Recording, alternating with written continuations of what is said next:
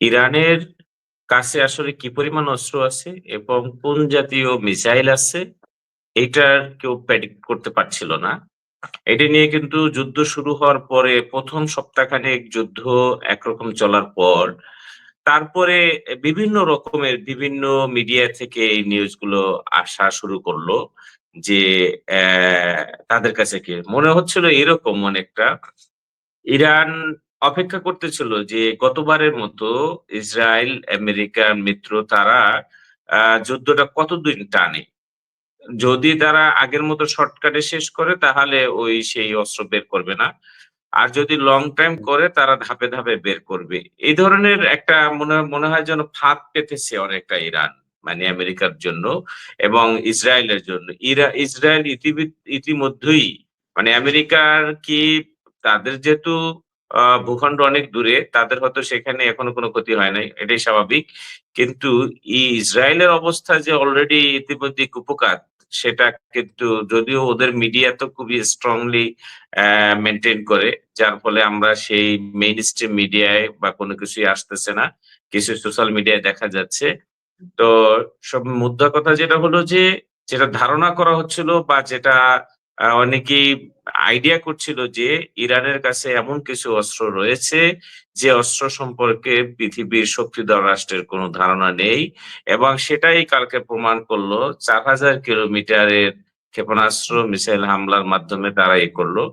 এবং একই সাথে সেই বিশেষজ্ঞরা তারা আবার এখন বলাও শুরু করেছে যে তাহলে তাদের এটাই কি শেষ, নাকি আরো অনেক কিছু আছে। বলা হচ্ছে তাদের সমুদ্রের নিচে কিংবা মাটির অনেক গভীরে যেসব তাদের অস্ত্রের ভান্ডার এবং বিভিন্ন বিষয়, এটা অবশ্যই ইরানের একজন পক্ষ থেকেও তারা এই কথা বলেছিল কিছুদিন আগে, এই সপ্তাহখানেক আগে, যে আমরা এখনো আমাদের পূর্ণ শক্তি ব্যবহার করিনি এবং আমরা আমাদের কি কি ধরনের যে ব্যতিক্রমী, অর্থাৎ ভিন্ন টাইপের, যেটা পৃথিবীর কোন দেশ কোন দেশ যে জাতীয় সামরিক অস্ত্র ব্যবহার করে না, এরকম জাতীয় অস্ত্র তাদের কাছে রয়েছে।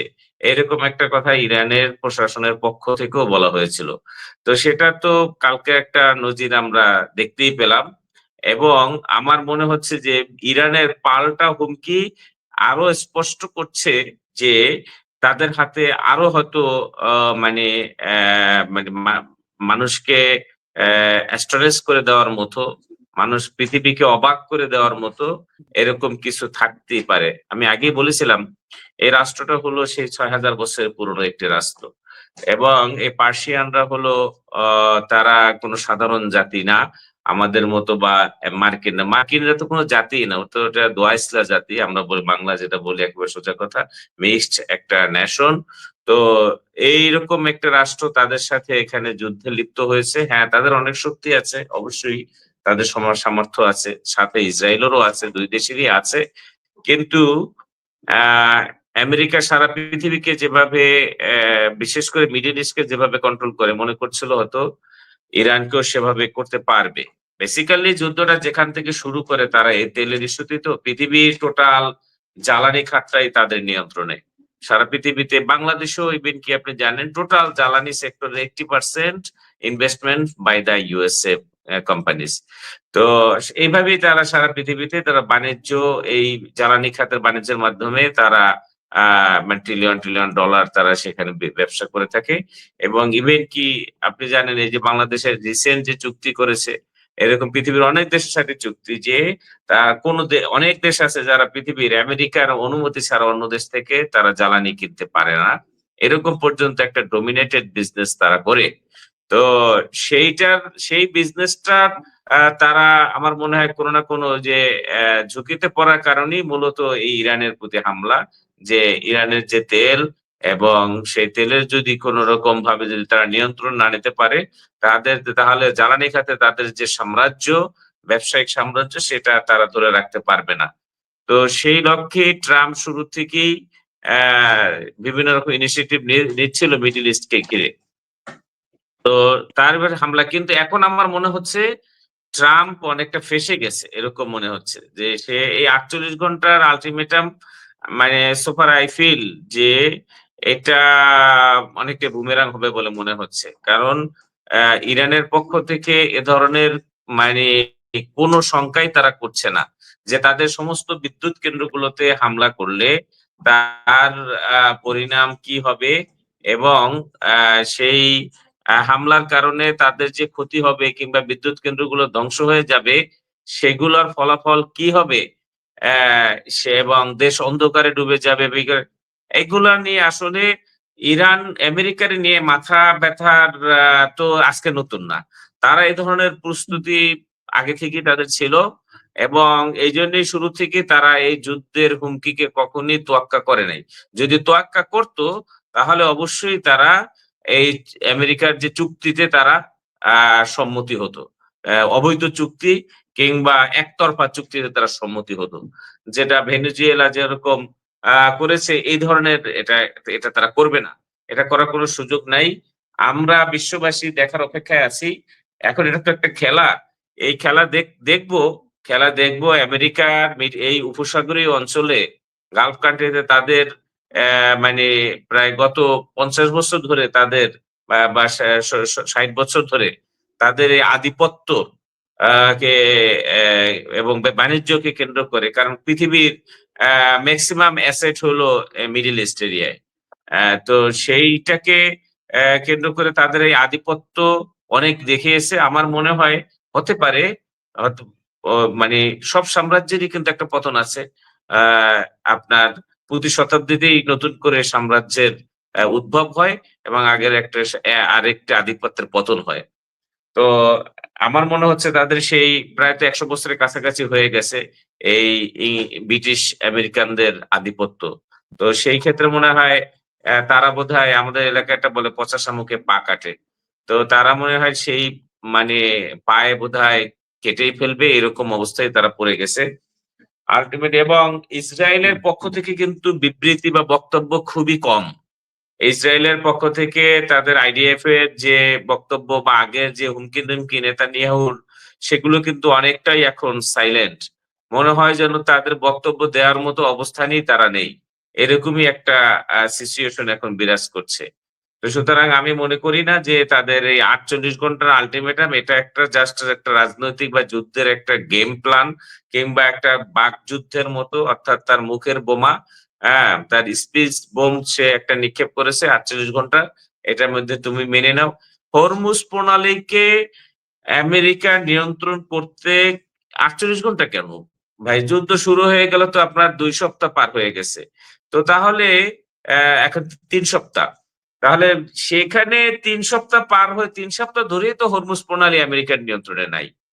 আজ এই ৩ সপ্তাহ পরে ৪৮ ঘন্টার এই হুমকির কি গুরুত্ব আছে? এটা একটা মানে আমার কাছে মনে হয় মানে জাস্ট মামুলি কথাবার্তা। কারণ হরমুজ প্রণালী টোটালি এই যুদ্ধ শুরুর পর থেকেই যে কয়টা জাহাজ ওখানে বেরিয়েছে সেটা আমেরিকার এখানে কোনো ক্রেডিট নেই। সেখানে আমেরিকার কোনো হুম, কৃতিত্ব নেই। ট্রাম্প বলেছিল যে আমরা স্কোয়াড নিয়ে আমরা হরমুজ প্রণালী থেকে জাহাজ বের করব। ইরান সেখানে ওয়েলকাম জানিয়েছিল যে আসেন। আপনার স্কোয়াড নিয়ে আসেন, এসে তেলের জাহাজগুলোকে আপনি হরমুজ প্রণালী পার করে দিয়ে নিয়ে যান, ওয়েলকাম। কিন্তু সেই কথা কিন্তু কথার মধ্যে রয়েছে, সেই স্কোয়াড তো দূরের কথা কিছুই করতে। এখন তারা সেই স্কোয়াডের পর্ব থেকে বেরিয়ে এসে এখন আবার তারা অন্য লাইনে গিয়েছে। কি করে তারা বলছে তারা এখন বিদ্যুৎ কেন্দ্রে হামলা করবে। কারণ গতদিন ইসরায়েলের সবচেয়ে বড় আপনার ইউরেনিয়াম মানে আপনার বিদ্যুৎ কেন্দ্রে সেখানে হামলা চালিয়েছে।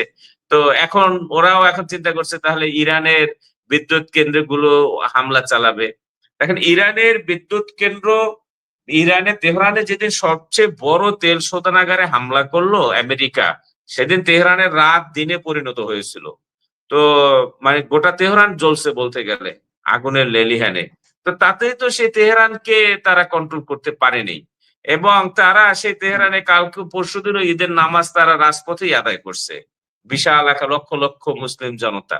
আসলে কেন যেন মনে হচ্ছে তারা এটা তোয়াক্কাই করছে না, আমেরিকা বা ট্রাম্পকে পাত্তা দিচ্ছে না। অবশ্যই ইরানের ক্ষতি হচ্ছে, বিপুল পরিমাণ জি, সম্পদের হুম, ক্ষতি হচ্ছে, নো ডাউট। কারণ এটাই তো যুদ্ধের নেচার। ক্ষতি আমেরিকার হচ্ছে তার তার সামরিক ঘাঁটিগুলো এবং মার্কিন ঘাঁটিগুলো এবং মার্কিন স্বার্থ সংশ্লিষ্ট বিভিন্ন স্থাপনাগুলোতে মিডল ইস্টে হামলার শিকার হয়েছে। ক্ষতি দুইজনারই হয়েছে, কারণ আমেরিকার সমস্ত সম্পদ ব্যবসা আমেরিকায় না, আমেরিকার সমস্ত সম্পদ ব্যবসা আমেরিকার বাইরেই বরং বেশি। আমেরিকার বিভিন্ন স্থাপনা অর্থাৎ তার শিল্প প্রতিষ্ঠান তেল দেশের বাইরেই বেশি, বিভিন্ন দেশে তার ব্যবসা রয়েছে, প্রতিষ্ঠান বড় বড় প্রতিষ্ঠান রয়েছে সেই জায়গা, এবং এর মধ্যে মিডিল ইস্টে বেশি হয়েছে। বললাম যে সম্পদ যেহেতু মিডিল ইস্টে বেশি, সেই কারণে সেখানেই তার অবস্থান বেশি, তার উপস্থিতি বেশি। তো সেই জন্য ইরান এগুলোকে তোয়াক্কা করবে না। এর আগেও ইরানের এরকম বিদ্যুৎহীনতা কিংবা তাদের দেশ তো একটা রাষ্ট্র, ইরানে টোটালি সফটওয়্যার বেসড একটা কান্ট্রি চলে, তাতেই তো এখন পর্যন্ত সেখানে কোনো বড় ধরনের ই করতে পারে না। অর্থাৎ ইরানের যে ছোটখাটো দোকান কিংবা পেট্রোল পাম্পও কিন্তু চলে হলো অ্যাপস এর ভিত্তিতে, মানে আইটি নেটওয়ার্কের আওতায়। তারা কিন্তু অনেক ডেভেলপ, মানে এগুলো হালকা করে দেখার কোনো সুযোগ নাই। আমেরিকারে আমরা মনে করি প্রযুক্তির শীর্ষ দেশ, কিন্তু আমি তো বললাম যে ইরানের একটা দোকানও চলে টেকনোলজির মাধ্যমে, অ্যাপস এর ভিত্তিতে, এবং পেট্রোল পাম্প থেকে শুরু করে ওই সে ধরনের কিন্তু এখনো নিউজ আমরা পাইনি যে সেগুলো সব বিকল হয়ে গেছে বা সেগুলো ব্যবহার অনুপযোগী হয়ে গেছে। বিদ্যুৎ কেন্দ্র বন্ধ হয়ে গেলে অবশ্যই ক্ষতি, কিন্তু নিশ্চয়ই তাদের কাছে বিকল্প অ্যারেঞ্জমেন্ট আছে। আর ইরান এত বড় রাষ্ট্র, ওখানেও বা এমন তাদের যে পর্বতমালার গর্ভে বিভিন্ন প্লেসে তাদের কিছু বিদ্যুৎ কেন্দ্র বা ইনস্ট্যান্ট পাওয়ার সাপ্লাই তাদের ব্যবস্থা থাকবে। আর যদি নাও থাকে, ইরানিরা এই নিষেধাজ্ঞার কারণে, আমেরিকান এই যে ফিনান্সিয়াল যে স্যাংশনের কারণে ইরান বহু বছর ধরে তারা তাদের দেশের জনগণ কিন্তু আর্থিক সংকটে ভুগছে। কিন্তু তারপরও তাদের আর্থিক সংকটে ভুগলেও তাদের ভিতরে এই নিয়ে কষ্ট নেই। কেন কষ্ট নেই? তারা না খেয়ে অস্ত্র বানিয়েছে। উত্তর কোরিয়াও এই একই, কিম জং উনও এই একই কাজ করেছে আমেরিকারে ঠেকানোর জন্য। তারা না খেয়ে এটা কষ্ট, সুতরাং এই সিচুয়েশনে মাঝখানে আমেরিকা কিছু উস্কিয়ে দিয়েছিল এই যুদ্ধের আগে, কিছু সংখ্যক ইরানিদেরকে রাজপথে নামিয়েছিল অর্থনৈতিক সংকটের কারণে, কিন্তু সেইটা এখন কেটে গেছে। এখন সেই জনগণ বুঝে ফেলছে যে ওটা ছিল আমেরিকারই একটা ফাঁদ, এবং কিছু সংখ্যক জনগণকে এই মানে উস্কিয়ে দিয়ে সরকারের বিরুদ্ধে লেগেছিল। এখন সে যাদেরকে উস্কে দিয়েছিল সেই জনগণই এখন আবার বর্তমান ইরানি প্রশাসন বা সরকারের পক্ষে অবস্থান নিয়েছে।